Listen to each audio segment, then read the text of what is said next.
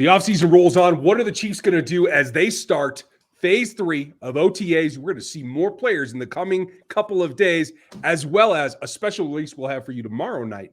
After the schedule comes out, we will be live here on this channel. I know a lot of you have been waiting for that. That's your opportunity. Today, we're going to get into what we might see. Welcome to Locked On Chiefs.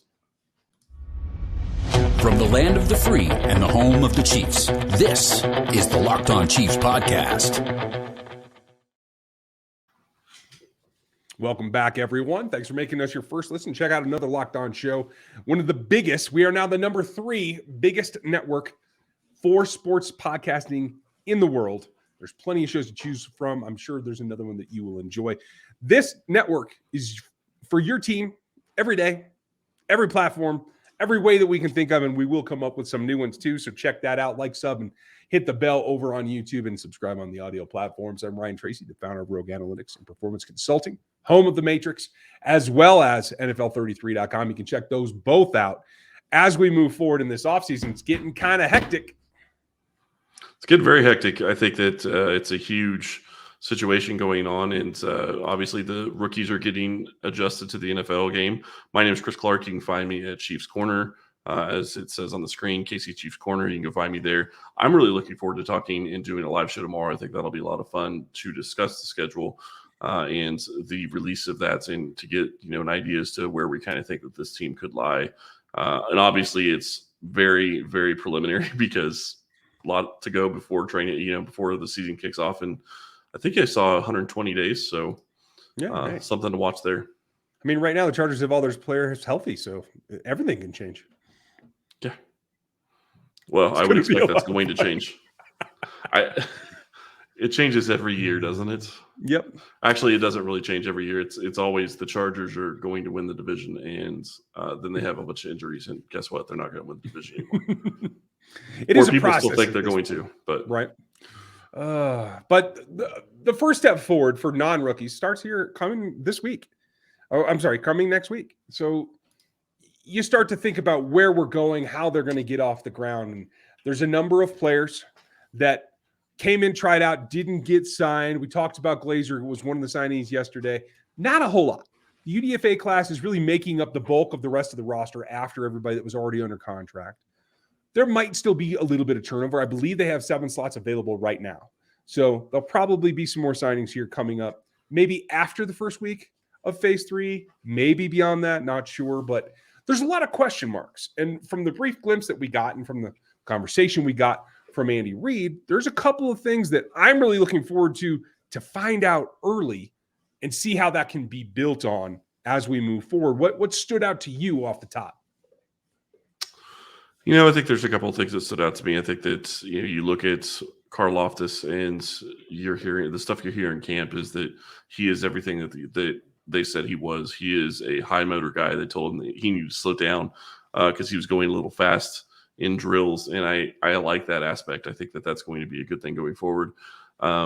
You start looking at other players, and Kennard, I think, is a guy that's going to really challenge for a position early on, and I think that that's going to play out over training camp. Obviously, OTAs is one thing, but there's no pads. There's not really anything that they're going to really glean from that to know whether or not he can be that guy, probably in OTAs. But you never know. Trey Smith, I think, was a starter basically by the time that training camp happened, so that's something to watch. Yeah, absolutely. It takes a little bit to get going, but a lot of movement can be made right here in the next couple of weeks. I think we forget that sometimes. Well, and it's a question of how quickly they pick up the playbooks. I mean, that's the biggest thing, is how quickly can you adapt to this NFL life, to understanding what you're supposed to be doing, lining up and doing what you're supposed to be doing every time. Obviously, it's going to be a big deal whether or not you can block if you're a lineman. You're not really going to find that. Yeah, you're not going to find that out until training camp. I mean, obviously, we think Kennard can block. That's not my point. My point is he lining up in the right spots? Is he going for the right person on running plays? Is he going for the right person on any different types of plays? Does he know his assignments? And that's really what it comes down to in all of it with all these rookies, is do they know their assignments? Are they doing things the way that they should be done? Because that's how you get noticed by coaches, is getting that down early. And there's not a lot going to change on the offense here in this next first phase, but he is probably the number one thing. Sky Moore still got the hamstring. I don't know that we see him in the next 2 weeks. It might not be till camp that they actually feel like they're going to take the brakes off and just let him run. So he may be the only new face that we see on offense. Yeah, he could be. And Pacheco is going to be there as well, but I mean as a starter. Okay. Sorry. I would say on Sky Moore, I would not be shocked if he is available for like the actual minicamp that they're going to have in June. Mm-hmm. I don't expect that he'll be starting in OTAs. So that would not shock me that he's not available for that, but I would expect he's probably going to be available I would hope he's available by minicamp, because minicamp I don't think is for another month. So if he's still having that hamstring issue in another month, that's a bigger issue, and that's something that needs to get addressed and figured out. So I think that's part of it. I do want to say really quick, I know you guys talked about it yesterday with the cuts and bringing back people and whatnot. I just want to say Austin Ryder, I wondered when they cut him, because it really didn't make sense. It didn't look like they brought in anybody that was going to replace him. But if you look at the move, I think this is a type of move that Kansas City is going to make on a regular basis going forward with different guys. Ryder's a guy that they knew wasn't going to get signed elsewhere. So they could cut him, let him be for a couple of days, have that roster spot, have this mini camp, sign people, and release and bring back. Yeah. No harm done. And it doesn't cost them anything on the cap, because they didn't give anything. At least I don't think they gave him anything extra, when they signed him originally. So he was just do his base salary at that point. Yeah. When you're at his level, a low depth backup, that churn is to be expected. Same thing with Blake Bell. At the end of the day, that's the nature of where you are in your career. That's fine. Make a living. It's just something that's going to happen to you. Well, the teams, I'm sure the team told him that what they were doing too. So yeah, it's definitely not a big deal. It's just business as usual. Mm-hmm. For Kennard, though, he's the one rookie on offense that we might see, and I don't want to blow past that, because we need to see something from him, because Luke Niang is not ready. So when you get to phase 3 and you have the whole team there, yes, there'll be some other new starters, but they're already vets in the league. So MVS and Juju is not what I'm focused on right here. They will come along. It's the one rookie that might have to start for you right now, and I think it's going to be a bit of a battle between him and Wiley. And we might not see Kennard early, but like Trey Smith did last year, we might see him come on as the offseason, the OTAs in particular, move on.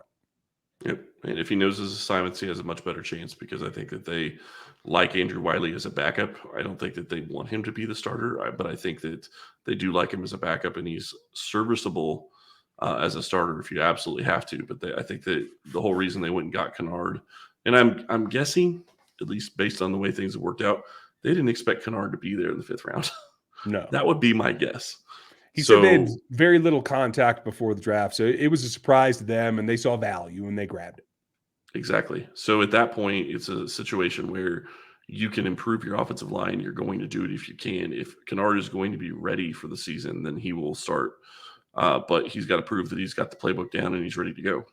Yeah, I'm interested. You got to be part of the engine that drives the whole offense, and it's a little bit harder on that side than it is on defense that has more holes. So if you need parts, you got to get that engine running, and I know a place that you can go do that. It's called rockauto.com, and it gets more complex as time goes by. It's not the easy thing when you're driving a 10-year-old truck like me. Like, there's parts everywhere. Some of these new ones, it's really hard to get a hold of, and not everybody stocks everything. So the easiest way to get what you need is to go to Rock Auto, because you don't have to go to a store and just rely on what they have in stock and watch somebody else punch stuff into a computer to see where they can get it from. You can do that yourself, save yourself time and money, and maybe even up to 100% on the same parts, just because you're not sitting there waiting on someone else to do it. Rock Auto keeps everything stocked for you, and they have parts for every single make and model that you can think of. It's a family business. They've been doing it for 20 years, and they're trustworthy. They've earned that trust. The prices are reliably low for everyone. Doesn't matter what you do. If you're just a klutz like me with the truck, or if you're a semi-professional, you could be anything. But you got to go over there. They have everything from taillights all the way up to the front, capacitors that put out 1.21 gigawatts, whatever that is. There's a lot that goes into modern engines, and they have it all. So go check them out. It's over at rockauto.com. And all you got to do is throw in everything in your parts list and check out. It's super simple. They would ask you, if you would, in there, how did you hear about us box, to put Locked On, let them know that we sent you over there. We would appreciate it. It's amazing selection, reliably low prices, and all the parts your car's ever going to need at rockauto.com.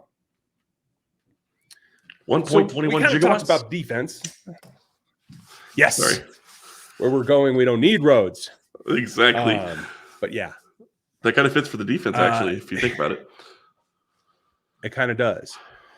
There's a lot going on there. And I just put something up on RGR that is worth the time because the fit that they got in this rookie class is going to be compelling at a number of positions. You talked about Karlaftis before. I just did a piece on McDuffie that the fit, as you look at his actual production and usage in college, everyone likes to say that he's a zone corner, and he definitely is. But the guy only allowed 41% completion percentage in man last season as well. So like it's not the square peg round hole that a lot of people seem to think that it is. He can do it all. And I think that's going to be abundantly clear. He's one of the guys that I expect, he and Karlaftis both as first round selections, to be in the starting lineup as soon as they get back on the field with the veterans in tow. I do not expect them to be sitting around. It is jump in the fire when you're a first round pick. And I think that it's going to pay off pretty well. But the rest of that corner position is a lot of twisting around, and I don't know how it's going to go. Fenton is still out with a bit of an injury recovery, right? There's like 17 different corners that they brought in to try to compete. So for me, it's about Snead and McDuffie getting on the same page, being on the same field, and then they're going to rotate guys through. Is Lonnie Johnson ready to compete at corner? Do they try to stick him at safety, which I think is a complete mistake? The corner group in particular is one of the positions that I'll be watching all through OTAs, but particularly the first week or two. I think it's going to be very intriguing to see what they do with that position because you start looking at, you have Snead, you have McDuffie, you have two starters there. We've talked about Bradbury. I still don't think they're going to go out and get Bradbury, and it doesn't sound like anybody's really looking at signing him right now, which I think is interesting to begin with. But I do think it's probably going to be Lonnie Johnson's going to be that third guy, and it's mainly because who do you have? I mean, unless you're going to throw Boodle out there, who do you have that really has – that is sitting in a situation where I guess you could throw Baker in there. Yeah, I guess that makes sense. But they don't seem to be very enamored with Baker with as much as he's played. True. And I'm not sure why exactly that is, but he's definitely, I think, a guy that's on the bubble at this point because Snead, Fenton, McDuffie, Johnson are definitely going to make this roster. I see a lot of people doubting Fenton. I have no doubt. I don't know that there's two of the younger guys, they're going to bump him off this roster. I just don't see it. Yeah, and I was one of the people that said, is it a question of whether or not he makes the roster? I'm not saying he's not going to. I'm just saying that his roster spot got a little bit more interesting considering all the rookies that they drafted and bringing in Lonnie Johnson. So I still think he does make the roster, but it's a little bit more of a question now than it would have been before. And you're right. I mean, they have Baker, but to me, they haven't really put Baker in a position where I think he's going to be a guy that they're going to rely on. So if they put him in as the starter because Fenton's still out, okay, he's the starter for right now. Is he still that guy at the end of phase 3? Is he still that guy in minicamp? I think Fenton's probably going to be out to almost training camp would be my guess. I didn't see a definite timeline on him. Right. I didn't either, but they said that he was progressing and he just had shoulder surgery. So I would still think it's going to be a while. So the question is who do you put in that spot? If it's Johnson, that's very interesting. If it's Baker, okay, that makes the most sense. Boodle's the next guy that has the most experience on this roster behind Baker, right? So a lot of questions there. Where do the rookies come in? Yeah, I think Joshua Williams definitely has the edge amongst the rookie class, including the UDFAs, certainly among the draft picks after McDuffie. But I do think it's also interesting that they played Snead in the nickel last year. They're letting McDuffie continue in the nickel here, at least in our first look. If they do that next week, then they have two viable options. They're two top corners, in my estimation, that they can put inside. And maybe that allows them to kind of play with it, determine by matchup or something like that, that you have two guys that you think can start on outside or at nickel. It allows you to be a little bit more multiple, hybrid, and keep teams on their toes, I think. Well, and I think it also gives you the ability to put Snead in the nickel situation and be on slot receivers if you're going up against a guy that's built like Juju, as opposed to a guy like Edelman that would be more McDuffie size and speed in that type of scenario. So I think that gives them multiple scenarios that they can win in that. And I really like that. I think that's a great way to be. And I think that having that ability to move your corners around is going to be great for this team if they can do that. And that's the direction I feel like they're going to end up going in, because I do feel like, especially if Fenton does not win that third spot and it is Lonnie Johnson, I think you want to give Johnson a sideline to help him. So at that point, I think one of Snead or McDuffie is going to alternate in there at nickel and just see what happens. And rarely would I say that I'm comfortable with that, because you generally want to give a guy, especially a rookie, a job and let him learn it and let him do it and not put too much on his plate. But that's what he is. That's what he's always been, is a guy that flip-flops and can do both and has done both. So in this rare instance, I don't think that it's going to be too much for him, even as a rookie. Yeah, and I will say, sorry, the one thing I would say about all of that is I somewhat disagree with you about Karlaftis starting right away. It wouldn't shock me if he does. I would think it would be a good thing. I know he was a first-round pick, but Kansas City had a second-round grade on him. They traded up to go get Trent McDuffie. They had a first-round grade on him. They expected him to start from day one. I think that they still probably want that from Karlaftis, but it wouldn't shock me if he is not the first defensive end outside of Frank Clark that's there day one. Yeah. Do you think I expect by Dana because he's got experience and they can put him out there? Well, it wouldn't shock me either direction. I do think that they want Karlaftis there, and I think he'll be there by training camp, or at the very least by the time the season starts. But I'm not going to be shocked whether or not Karlaftis is the guy from day one in, OTAs. And really, you want him to be there, and I get that. And if he's ready, I'm fine with it. I'm not saying he can't do it. I'm just saying that he isn't the same type of talent in my eyes as McDuffie was, because McDuffie was a legitimate top corner that everybody was talking about as this is a top 3 corner in this class, or a lot of people were thinking he was a top 3 corner in this class. And that is a starter type position. And I think Karlaftis is there as well. But we've also talked about the fact that he may end up, coming down inside, and maybe his role is going to be a little bit different this year, especially if they know Melvin Ingram's going to be there. Yeah, I would think the opposite. I think until Melvin's in, and I don't expect Melvin to come in for even camp, really. Give him as much experience as you can, and then you can reduce him if Melvin is going to be there, which, again, I do think is going to happen. But there's a lot that goes into it, and there's still some other question marks that I'm really interested to see who will step up. And there's one pair that I'm really intrigued to see together, a vet and a rookie. That's going to be fun here in the next phase of OTAs. Before we get there, and I know you want to talk about your rookie and your vet pair that you want to talk about. If you were to go place a bet, you would be doing it at BetOnline. And I will say this, if you had a chance to go make a bet on the Kentucky Derby this past week, you could have done that at our friends over at BetOnline. And then you look at all of these different things that you're able to bet on. It's just fantastic. Go check out BetOnline, our partners. They're the number one source for all your betting needs and sports info. Find all the latest odds, news, and sports developments, including this year's basketball playoffs, Major League Baseball scores, fights, and even next season's NLF futures. BetOnline is your continued source for sports wagering information, from live betting to playoffs, esports, and more. Head to the website today or use your mobile device to learn more about the trends in action. BetOnline, where the game starts. So it might just be me, but I'm going to tell Chiefs Kingdom about it anyway. A lot of people excited about Pacheco. I don't blame him. He's got return ability. I think that's probably where he makes his mark first. But he's also got breakaway speed, and he's a guy that runs the way that I like running backs to run, not necessarily trying to dip away from people, but run through people. I just wish he would aim for the shoulder, not the chest plate, because I think it makes it easier to tackle. But one thing that will make it harder for him to tackle is if he's running behind the other guy that played at Rutgers, and that's Mike Burton. So I am excited to see a power package with possibly a third tight end and Burton and Pacheco in there together and tearing faces off straight downhill. I know it's not something Andy wants to do in the season, but this is the spot to practice it, and I hope that we see that the first week of OTAs. Why doesn't it shock me that you want to see something with a fullback in OTAs? I know. They're both from Rutgers. It's perfect. Come on. Yeah. I just don't know how much it's going to be used in the regular season. I think that they're going to be getting ready for things that they will be used in the regular season. I do think short yardage situations, you could see situations where that would make a lot of sense. I'm really curious to see where his role fits into this offense. And we will see a little bit of that maybe in OTAs, but we're going to see a lot more of that in training camp and the preseason games. How does he rotate in? When does he come in? What type of scenarios do they use him in? because all this is going to be a learning curve. One, a learning curve for him, but a learning curve for the team as well to figure out where he can best fit and if he has the ability to be on this roster.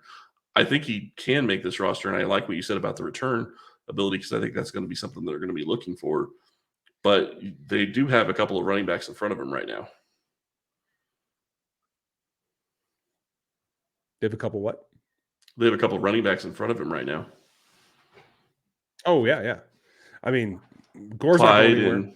Rojo you spent money on, and Clyde's a starter. It's that simple. For me, the guy that's really intriguing is Jerry Ely. I liked his film. And as a UDFA, he's certainly a guy that you just want to see if he can compete. But he can split out really well, too. It gives them another facet to his game. And so for me right now, I think 3 are on the roster no matter what. They like to keep 4 if they can. And so then that will become the question for me. Is it an Ely type or is it a Pacheco type? Pacheco can get his reps in on the return game. He wins that battle. And I do like Ely on the practice squad, by the way. And if they already know that they like Ely and they're going to try to get him on the practice squad, expect him to not play much. Yeah, in the preseason games, that's for sure. Yeah, unless it's just against fourth stringers, and then it's who really cares. But I would expect that that's another scenario where Ely is a guy that they're probably going to be liking for the practice squad. Maybe it's Pacheco. I don't know. We'll have to see how that plays out over OTAs, minicamp, and training camp. I'm really curious to see how all of these running backs run when you start getting into training camp and how they're hitting the holes and who's hitting their assignments. And you're right, you have different guys that can do different things. The one thing I will say that always surprised me is that I thought Clyde, when he came out of college, was a very good receiving back. They've never really used him as such. And so it's a question of how are they going to use their other backs that they have that can do that as well. Yeah, I'm very intrigued by that. I'm also intrigued to see some of the other nuanced stuff. What we saw last weekend was that Leo Chenal was running as the Mike. That's fine. That's what he did in college. He was a Mike at Wisconsin. He should be the backup for Nick Bolton. So if Bolton has to miss a game or two, it will be Chenal at the Mike. That is beyond a shadow of a doubt for me because it's just too easy to plug him in there.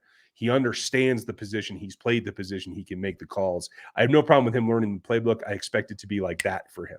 The question becomes is, do they platoon him in OTAs just to see what he has at the position, or is it purely just a backup in case of? And how much do they run Sam? Being in the base and having 3 linebackers out there, I think, is something you can do in OTAs to get an estimation of what you can do in the regular season. But I still don't know that Andy Reid wants to do that much, or that Steve Spagnuolo specifically wants to do that much, because it doesn't reflect what they do in the regular season as much. I guess my question when it comes to that scenario is I expect them to platoon him with Nick Bolton at times, and I expect that you're going to get into more specifically training camp, and he's going to come in and play with the ones for a couple of series.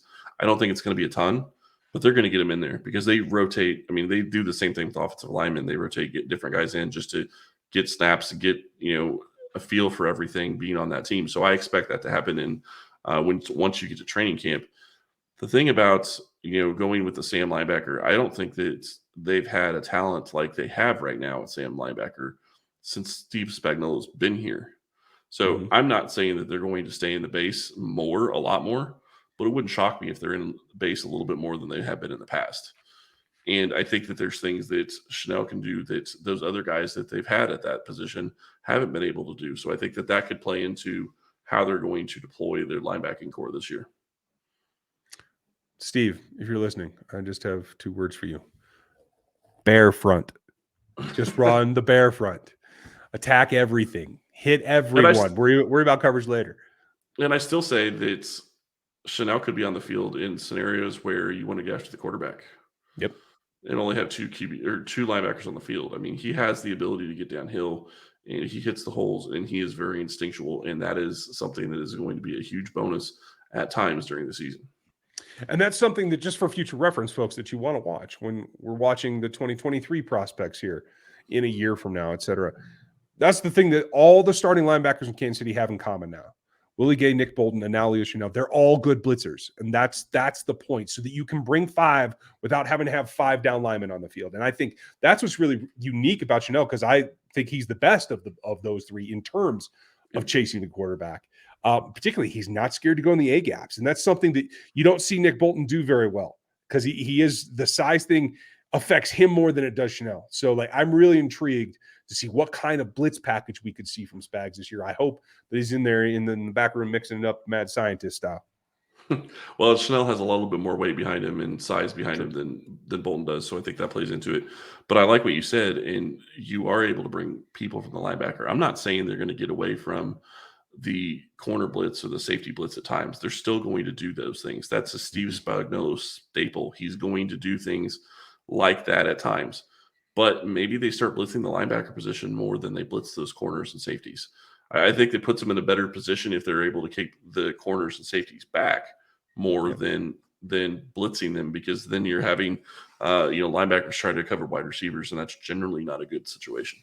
No, it ends up poorly in most cases. Right. But that's a quick look at what we're looking for from phase 2 of OTA. Or I'm sorry, phase 3 of OTAs. Now, we did this today because tomorrow we have something special for you. The schedule release is tomorrow, and we will be live tomorrow night during what will be the broadcast, but we'll have the games by then. So look for it right about 7:30 Central. We'll be live here on this channel to go over who the Chiefs' opponents will be in what order, what we like, what we don't like. I assume the Chiefs will have the toughest schedule in the league. Just that seems to be the way that it is since you went to back-to-back Super Bowls. So we'll discuss that as well. Be here with us on YouTube live. You will hear the pod later, but if you would like to discuss and be in the live chat, be here on the YouTube channel. That is at Locked On Chiefs on YouTube. So that will do it for us today. Thank you for spending your time. Make sure you like, sub, and hit the bell over there. That's how you'll know when we are live. And we think everything is going to be fun. I'm really looking forward to seeing just what the order is of the AFC West opponents. That's probably the thing that I'm looking the most for. When did they see Russ? That's one of the things I'll be keyed in. And we'll be looking at all that tomorrow night. So we hope that you will join us. Thanks for listening today, and we'll talk to you then.